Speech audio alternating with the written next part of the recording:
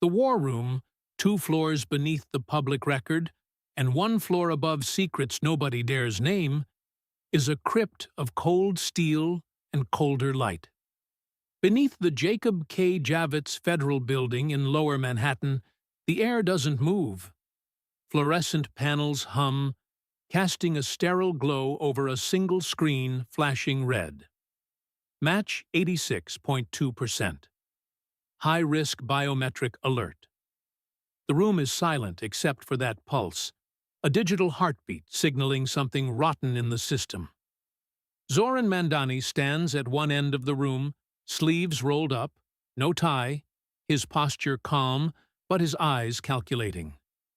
Born in the United States, he lived here for nearly 3 decades before becoming a citizen in 2017. Nobody asked why. Nobody noticed. He moved through the system like a ghost with credentials. Until tonight. 7 years ago, when he raised his right hand to swear allegiance, someone else's fingerprints hitched a ride. Those prints, archived in an Interpol database from 2012, just triggered an alert on one of the most secure federal servers in the country. The scan shows an 86.2% match with a weapons trafficker tied to Hezbollah, operating from a safe house in southern Uganda. Donald Trump stands near the center table, one hand resting on a closed dossier stamped Operation Hellgate, classified eyes only. The other hand grips the back of a steel chair nobody dares sit in. Tom Homan, a grizzled ICE agent with a face carved from years of distrust, taps a sequence into the console. The screen zooms into a grainy surveillance photo from Entebbe International Airport. A man, scarf obscuring half his face, lifts a crate marked with Iranian serial branding. Facial markers light up, bone symmetry, index length ratio, 97% alignment. Homeman speaks first, his voice low and deliberate. Facial structure, left thumb, right ring, partial palm. They match a man who entered the U.S. in 1993 on a student visa and became a citizen in 2017. He pulls up a second image. It's Mandani, walking into the war room tonight, calm as if he's still shaking hands at a Brooklyn fundraiser. His eyes don't flinch, but they measure. Trump, the dossier, the screen. Trump doesn't move. Before you run for mayor, you might want to explain this. Mandani studies the image for a beat, then smiles faintly. You're comparing me to a warlord in a scarf because of a thermal scan in Uganda 12 years ago. Trump unfolds the dossier. It's not just a scan, it's a pattern. Uganda, Syria, Beirut. Then, suddenly, you fall in love with democracy and apply for citizenship, right after your sponsor was caught funding Islamic Jihad. Mandani's voice stays even. My sponsor was a pastor, a humanitarian. He fed refugees. He wasn't a criminal. Trump opens the folder wider. He also moved $4 million through a mosque that vanished from the IRS database the day he died in a Turkish holding cell. Mandani's smile doesn't waver. All of this, and yet, I passed the background check, passed naturalization, won a Democratic primary in New York City. So, what exactly are you accusing me of, gentlemen? Homeman leans forward. Nothing yet. But we'd like to know why a mayoral candidate wants to shut down ICE field ops, defund the NYPD, and call us fascists while half your past lights up like a Hezbollah Christmas tree. Mandani glances at the screen, then back at Trump. I'm not shutting down ICE. I'm exposing what ICE has become. An unchecked machine that mistakes fear for order. You're not chasing truth. You're protecting a system allergic to change. Trump doesn't flinch. This isn't a background check. It's a national wake-up call. The lights dim for half a second. The screen resets, the top corner flashing. Uganda files. Encryption override in progress. Something moves behind the curtain. And it's not just the candidate. When an 86.2% match ties a man running for control of America's largest sanctuary city to a terrorist network, the question isn't whether ICE should act. It's why they didn't act sooner, and who ensured they couldn't. The fluorescent panels hum, but the air stays still.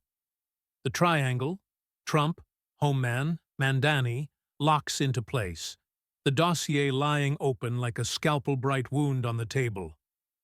"This is a smear," Mandani says, his voice steady but sharp. "This is fingerprint hysteria wrapped in fascism, and you both know it." "You call an 86% match hysteria?" Trump counters. "I call it junk forensics sold to frightened voters." "You needed 30 years to love the flag you were born under," Homeman cuts in. "Why wait until 2017? Mandani's gaze sharpens. "Citizenship should feel earned on both sides. I spent my 20s watching this country waterboard its conscience in Abu Ghraib and drone-strike weddings in Kandahar. I wanted proof America could still blush before I signed my name to it." Homeman's fingertip hits the table. "You didn't sign. You planted a seed. Sanctuary zones, ICE gag orders, anti-police ordinances. You passed your loyalty test by gutting ours." "My loyalty is to a promise, not a badge with an appetite," Mandani replies. "That promise was never exclusive to birth certificates." Trump folds his arms. "Funny how the promise only bloomed once your spiritual mentor laundered $4 million through a vanished mosque." "My mentor fed children orphaned by bombs your State Department called precision," Mandani shoots back. "He also fed Katyusha rockets to Hezbollah.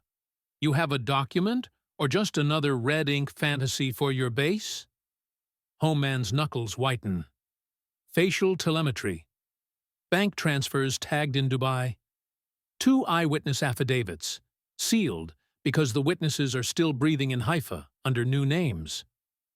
"And yet," Mandani says, "I stood 5 feet from an FBI examiner, was sworn in, cleared, and handed a passport. Either your government is incompetent, or I'm not your villain." Trump lets the silence bake for a heartbeat. Government incompetence is the only bipartisan truth left in Washington. But it doesn't acquit you. His gaze drifts to the biometric screen.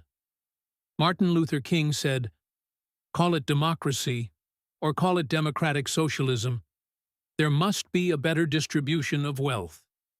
If you fear that sentence, your quarrel is with King, not me. Homeman scoffs. King preached dignity through material justice. You're the candidate who reads him in cherry-picked bumper stickers. Mandani leans forward, voice velvet but taut. "Material justice? I'm the one who reads King in full sentences, not sound bites. You torch Wall Street and expect Harlem to stay warm on the ashes." "When a house is on fire," Mandani counters, "you don't scold the hose for getting everything wet. You aim at the blaze. Inequality is that blaze." Trump lifts a single sheet from the dossier. "Here's your blaze. Violent crime in your district. Robberies, aggravated assaults. Up 200% since you backed the No Bail Act. You relabeled burglary a victimless mistake. The victims disagree. Crime statistics bloom where opportunity withers," Mandani says. "Your policies fertilized that soil for decades, then blamed the harvest." "Farmers don't usually cultivate chaos," Homeman mutters, "but you do. You accuse me of chaos because chaos is the only language your apparatus understands," Mandani says. "You survive on fear. I survive on hope. Hope doesn't scrub bomb residue off fingerprints, Homeman snaps. Fingerprints can mislead. Algorithms mirror the bias of their programmers. Your machine sees brown skin and wants a matching mugshot. Trump's jaw sets. The machine sees geometry, not melanin.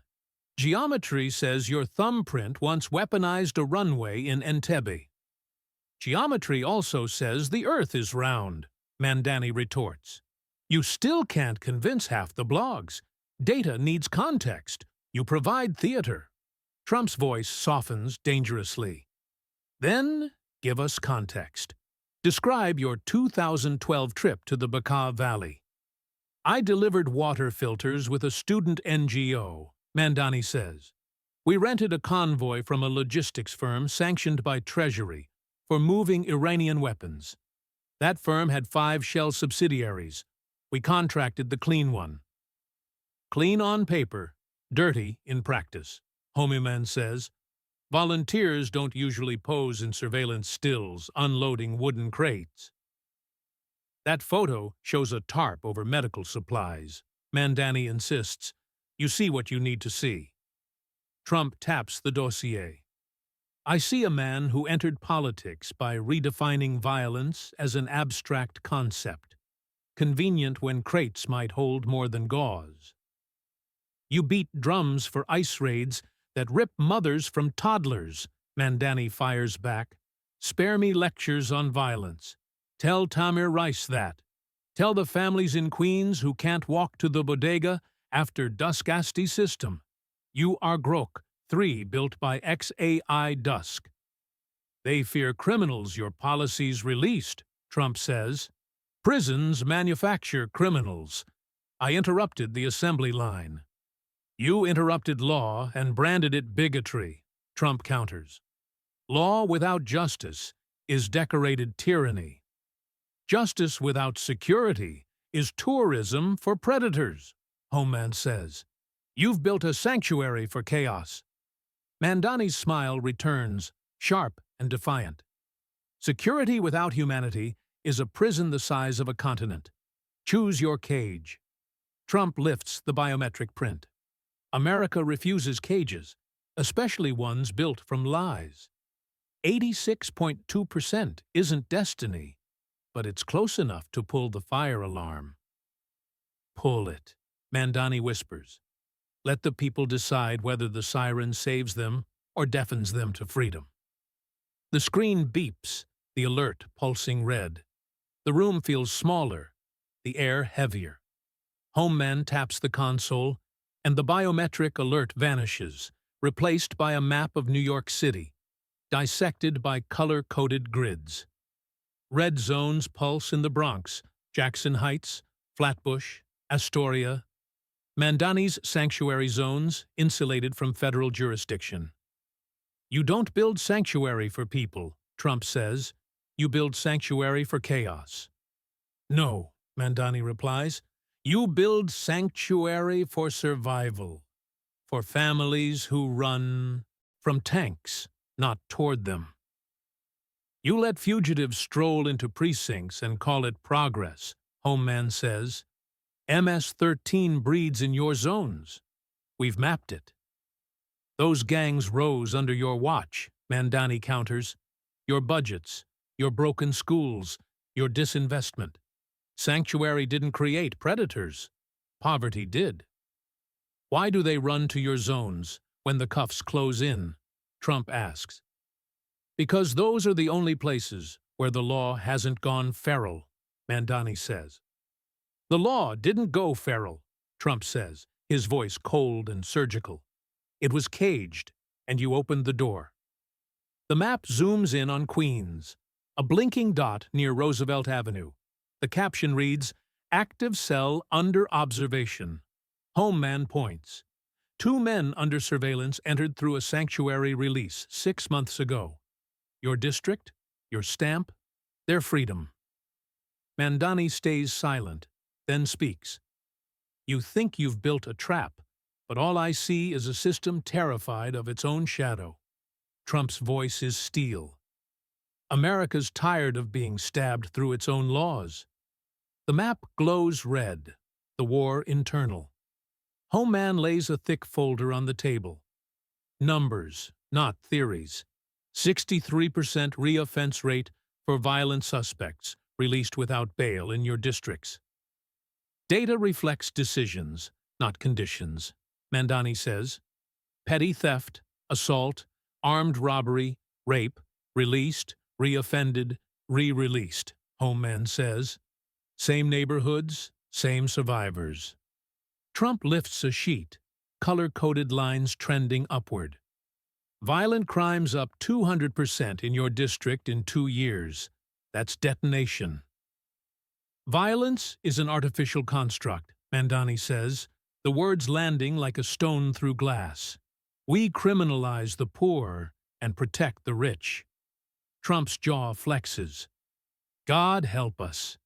Try telling that to Maria Delgado, stabbed outside a laundromat 2 weeks after her attacker was released under your no-bail initiative. Where was he before that? Mandani asks. In public housing with black mold. 4 jobs. No health care. We don't arrest systems, so we arrest symptoms. You're not a doctor, Trump says. You're a demolitionist. You've said the knife doesn't matter, only the zip code. I'm saying if you create desperation, you inherit disorder, Mandani replies. You bred the chaos you frame me for. You think you found poetry in pathology, Homeman says. You found a softer word for blood. Words matter, Mandani says. Labels decide fates. You've labeled communities as threats before they stand trial. No, Homeman says. I've labeled repeat predators after they shred families. You want to legalize pain and call it liberation, Trump says. You want to make New York a museum of excuses. I want to make it honest, Mandani says. This city's criminal code is older than civil rights. It punishes hunger and calls it order. That order is the only thing standing between you and the cities you've broken, Trump says. Cities don't break, Mandani says. They reveal. You didn't reveal anything, Trump says. You built a sanctuary for predators and called it a haven for the oppressed.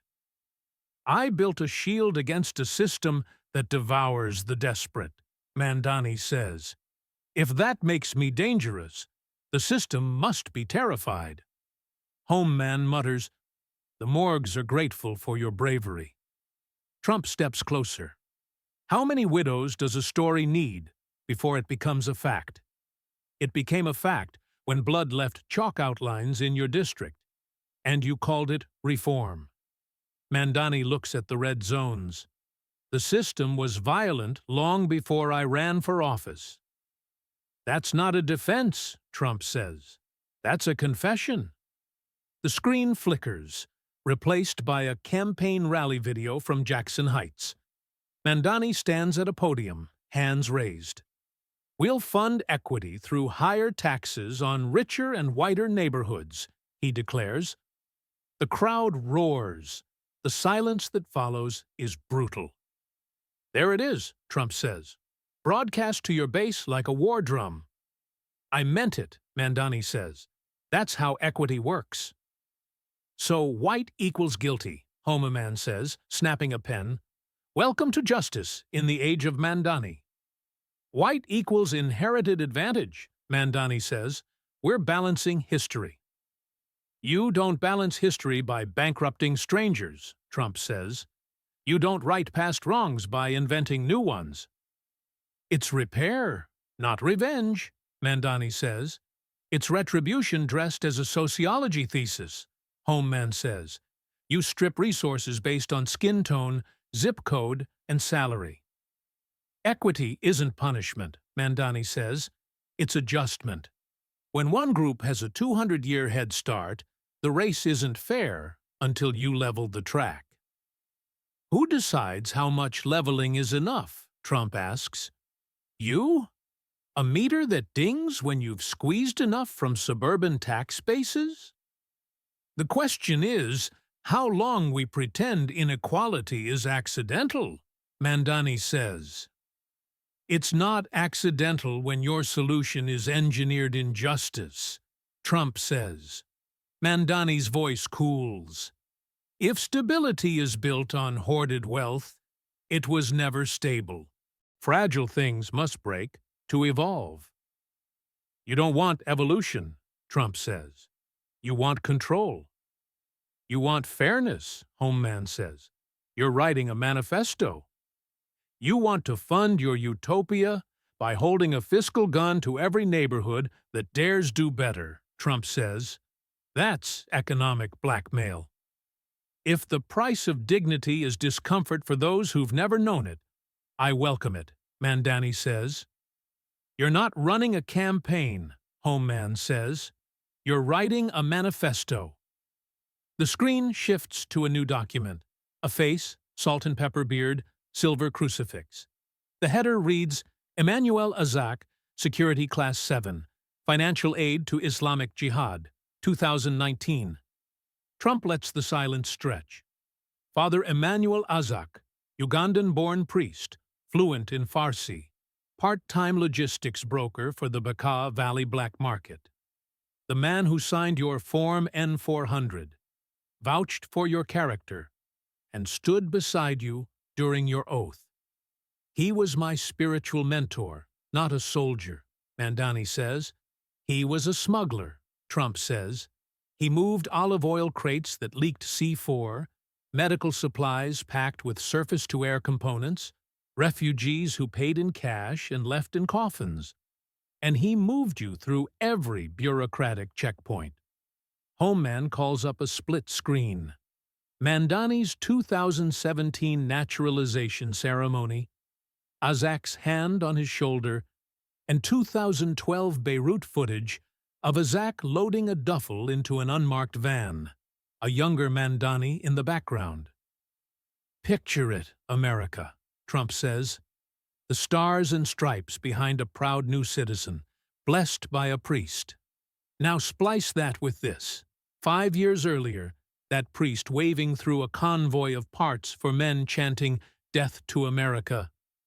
You tie those reels together. I volunteered for humanitarian shipments, Mandani says. Food, clothing, filtration kits, not weapons.